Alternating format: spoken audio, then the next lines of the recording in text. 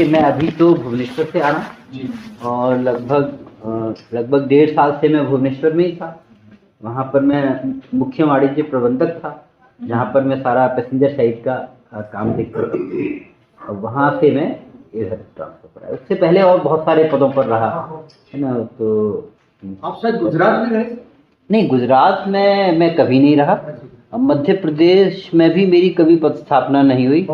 राजस्थान में मेरी पोस्टिंग रही बहुत पहले बीकानेर, लेकिन वो 2007-8 की बात। मतलब सब आप इंजीनियरिंग से नहीं है? नहीं, मैं सिविल सर्विसेज से हूँ।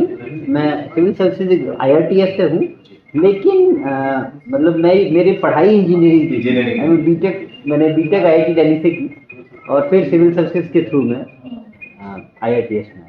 वैसे सर आपकी जो कैन बी टॉक ये एब्सोल्युटली कि क्या प्रायोरिटीज क्या दे डिवीजन में, क्या प्रायोरिटीज है?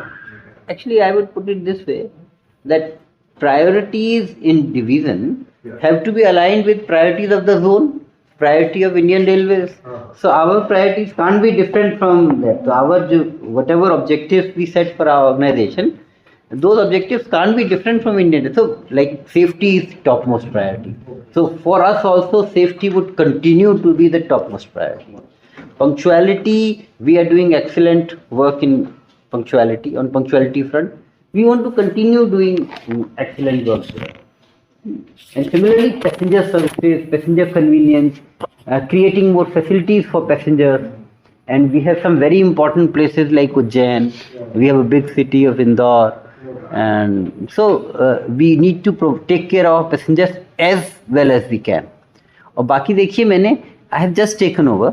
I am coming to grips with things. I'll take a trip of the division. पूरा inspect करता हूँ, मैं देखता हूँ, and then probably in a month from now, maybe 15 days, 20 days, I would be in a better position to answer your question. नहीं, मालवा के साथ ये है कि यहाँ का जो सारा कल्चर है, यहाँ का सारा जो एटीट्यूड है, हाँ जी, और जो रिस्पॉन्स है वो it is very much positive. Yeah, I could feel positive vibes the moment I came here. So it's not only a wonderful place, small place, wonderful place. Our team is excellent. You must have seen, you must have interacted with our team in various capacities. हमारे officers बहुत अच्छे हैं, यहाँ work culture बहुत अच्छा है। और बाकी तो देखिए कंस्ट्रेंट्स रहते हैं सिस्टम में, हम सब कंस्ट्रेंट्स के अंदर ही काम करते हैं कुछ तो, but we'll do our best to make life as comfortable for people as possible. देखिए किसी डेमोक्रेसी में media is a big pillar of governance, है ना। We are a public service organisation, we are a part of government. So without because if we are doing good thing, it has to be disseminated through media. If there are lacunae in our working, if there are deficiencies, if people are suffering because of whatever reasons, that will also come to us through various channels, and media is a very effective way of putting it across. तो हम चाहते हैं कि media से अगर हमारा interaction होगा तो बैरोमीटर की तरह, हम ना, या थर्मामीटर की तरह, हमको अपना टेम्परेचर पता लगता रहेगा कि अभी कुछ गड़बड़ तो नहीं है, बुखार तो नहीं है. तो वो बहुत ज़रूरी है.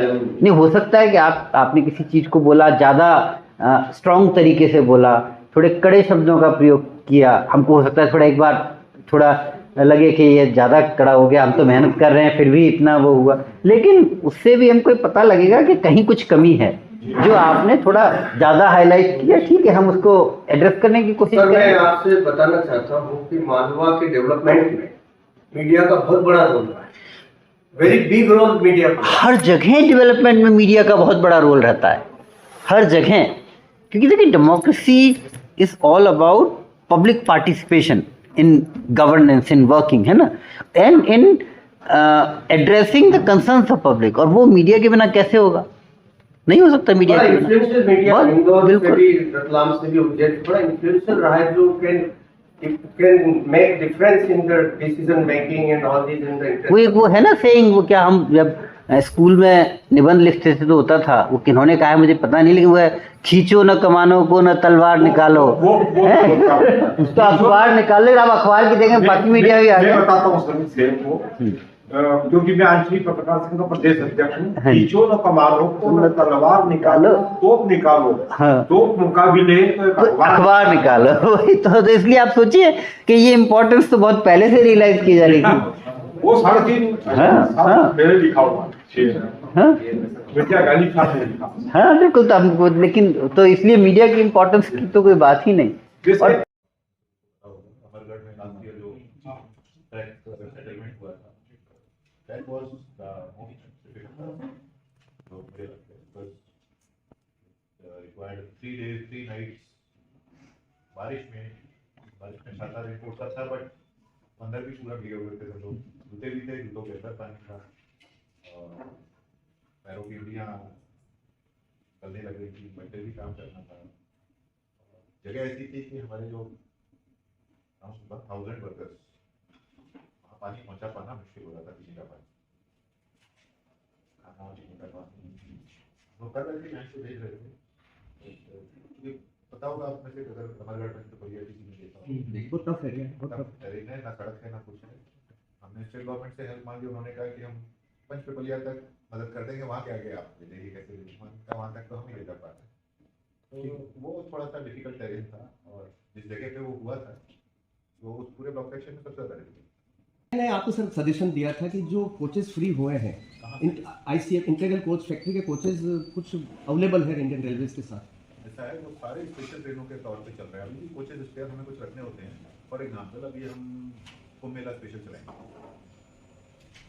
इनको बड़ा पड़ा सर। अब इंडियन रेलवेज के पास तो इतना, हमारे को तो केवल रतलाम से इंदौर की सुविधा चाहिए सर, एक छोटा सा।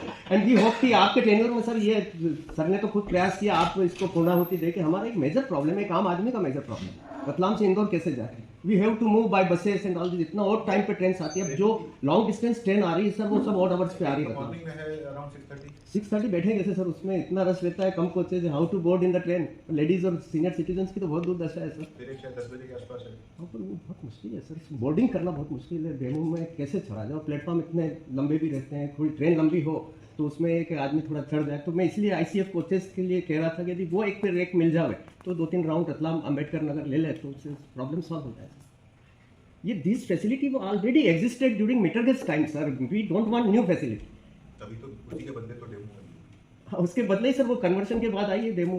वो कहीं खाली हो गए थे गुजरात में, वो पुराने भेज दिए हम लोगों को। तो हम तो नेग्लेक्ट हो रहे हैं सर इसमें, वी आर गेटिंग नेग्लेक्टेड। नमस्ते आदाब, मैं हूं मोहम्मद सिराज और आप देख रहे थे डेली जर्नल हिंदी। शुक्रिया।